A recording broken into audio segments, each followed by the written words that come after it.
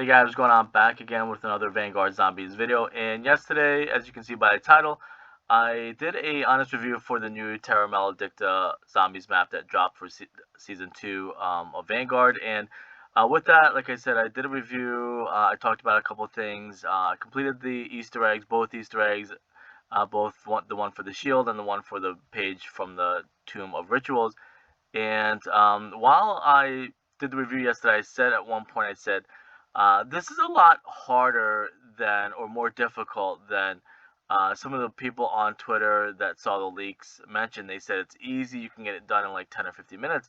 And again, in that review yesterday, I said some of these big zombie YouTubers that are really toxic and just complain about everything, I said they're going to have problems with this map because people are selling it as really easy. You can get it done. Yeah, it's not that many steps, but it actually is at one point pretty difficult because you have a lot of zombies coming at you, kind of like lockdown areas where you have to kind of do some of the challenges, and a lot of different zombies are coming at you at the same time. And again, it goes with something that I've been saying for years now, that a lot of these big toxic channels, they were getting the easy road for the last couple of years, ever since Black Ops 3. They were getting answers from the devs at the studio. They were getting invited and get first crack at the maps, get a leg up on everyone. And that's going to ultimately hurt you in the long run because you're never going to really get good at the game, because it's like using cheat codes, and then they take away your cheat codes, and then now you actually have to be good at the game. So when I played this yesterday, like I said, the map dropped about 1 p.m. I played for about 5.5 hours, and then later at night, I was about to play COD Mobile. I was about to log on, play a couple easy games of COD Mobile, and I like having something playing in the background. So I said, you know what, let me check out one of these, even though I 99% stay away from the big toxic channels, because all they do is spread negative and toxic hate. Every single video now is just hate videos because they know it generates the most views and money for them. And they're not good, like I said, they're not good at the zombies at all. They were just kind of being inflated by, getting invited to the studios and stuff like that.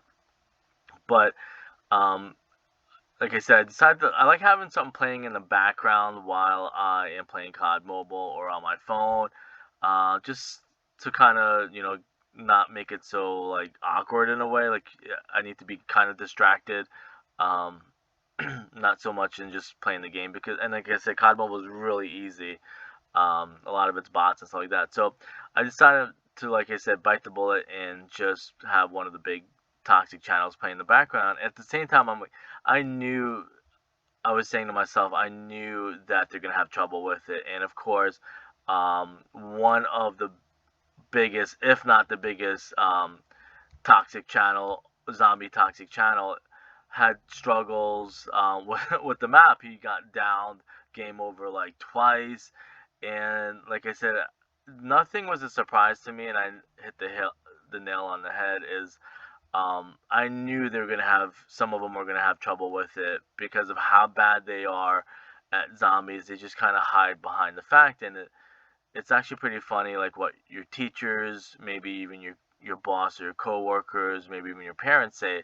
It's the person that's the worst at something that has the most complaints, because they always want to put a negative spin on stuff because they don't want to admit that they're the ones that are terrible at certain things. Like, let's say you have a singer who's not great, or a dancer, you ask them to like do a dance for you or sing a song for you, and then they'll just bash the song. They're not going to admit that they're a bad singer or dancer, or even an artist. You ask them to draw something, um, and they're just going to complain that they hate you. If you ask them to draw like a castle or a spaceship, or like a school bus or something like that, and then they're terrible at drawing, they're just going to complain that they hate school buses, they hate spaceships, they hate castles. And it's the same thing with these big negative toxic channels. Is they're so bad at zombies, that all they do now is just complain about it.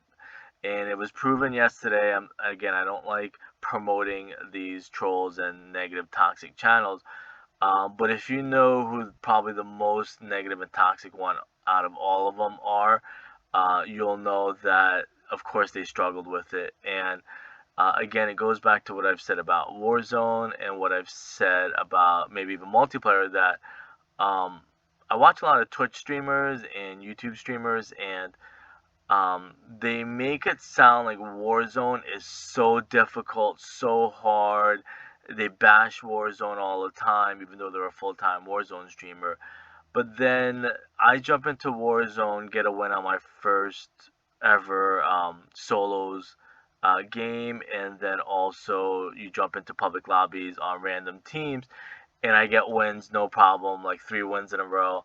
But then you get these big Warzone streamers, they can't even get a win. What a lot of them are doing now, funny enough, they don't even play Warzone anymore. They watch other people, like they die out or they bleed out, and they just spectate people in spectator mode. It's a really lazy way to make content. It's really you're not gonna ever get good at it. Anyways, I'm surprised like zombie YouTubers haven't started doing that yet, where they bleed out on round one of zombies, and then they just spectate the lobby. And that's probably coming. I hate to be. It's sad because I'm joking about it, but it's probably gonna happen where now big zombie YouTubers, kind of like the Warzone YouTubers and Twitch streamers, are probably now gonna bleed out on round one and just spectate people playing zombies. But that was proven again. That was proven yesterday. I was right that I watched one of the big streamers and he died twice. He had to try and complete literally the easiest Easter egg in the history of Treyarch Zombies ever.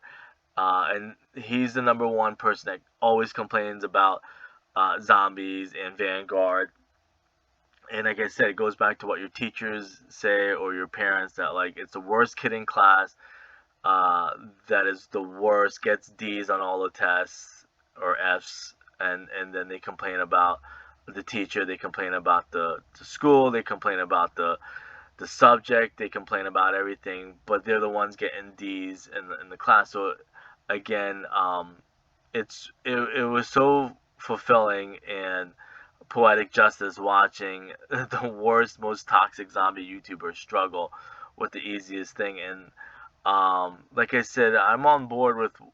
I don't understand, and I hope people are seeing it, why these people get promoted. Yes, I understand it's all a numbers game, kind of like what Joe Rogan is going through right now, where you could be the most negative, toxic person, but if you have millions and millions of followers, you get like a free pass or a slap on the wrist, and you get to kind of move on, and nobody cares until it gets really bad. Then the companies start pretending like they care, just so they don't lose subscribers and followers and stuff like that.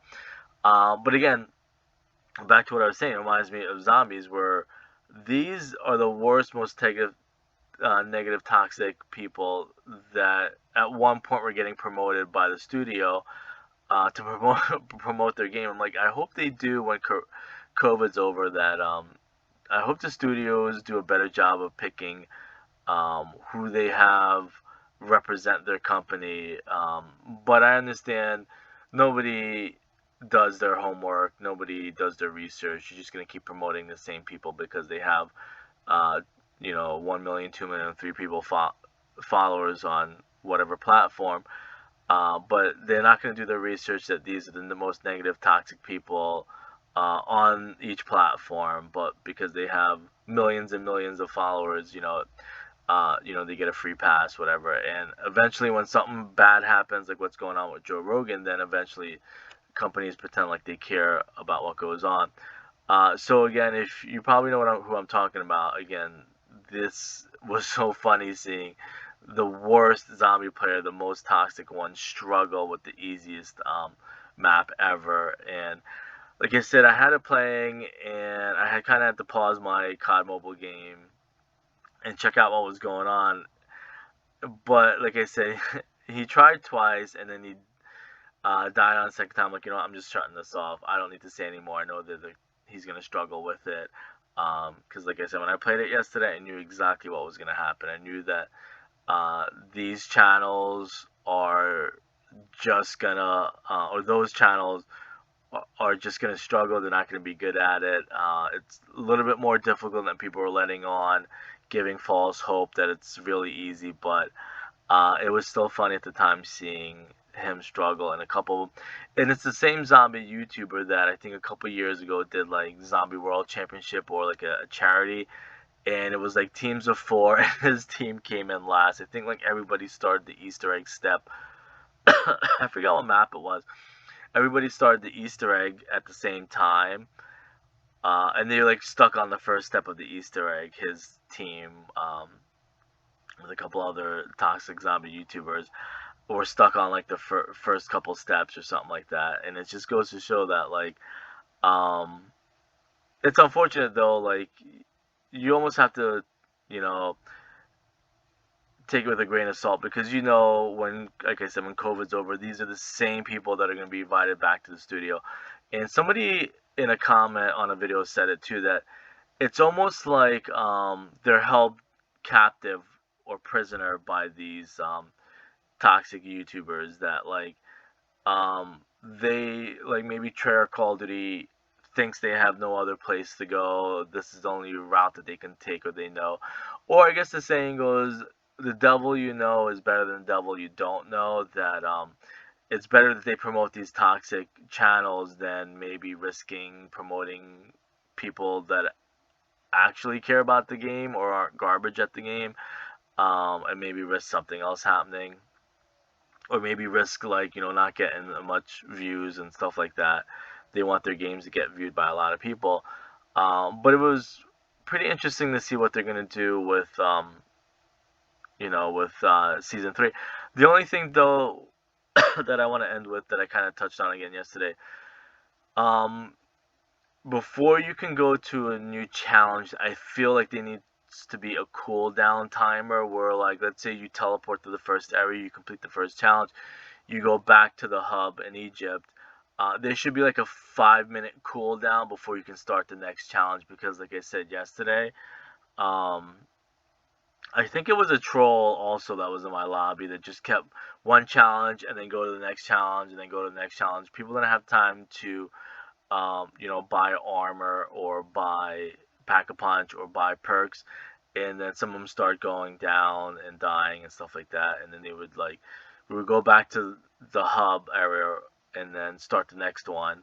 You didn't have time to look for Easter eggs. You didn't have time to do much. But I think, again, it's just maybe a better way to kind of negate or balance out the trolling that might go on, because people just start zipping through rounds, doing challenges, so you don't get time to do perks. I guess they were just trolling, wanted to see people go down, because I think they had the ray gun or something like that, and they were just trolling because they had the ray gun. People also had crappy level 1 weapons, or on pack-a-punch weapons, and I think they were just trolling. So I think that's something that maybe Chark needs to address, is have a cooldown timer, maybe somewhat what Undead Siege does, where you have like some type of time before the next one can start. And like I said yesterday, Outbreak might have had the best recipe, as far as you couldn't like teleport to a new area unless you completed all these Easter eggs or challenges, and then it would spawn the teleporter and stuff like that. So I think with these areas in the hub, that maybe you should be able to, they should put like a cooldown timer, like 3 minutes, 4 minutes, before you can start the next challenge, so people have time to pack a punch, look for Easter eggs, dig, use the dig sites and stuff like that. So again, I just want to kind of follow up. Let me know what you think. I'll see you guys.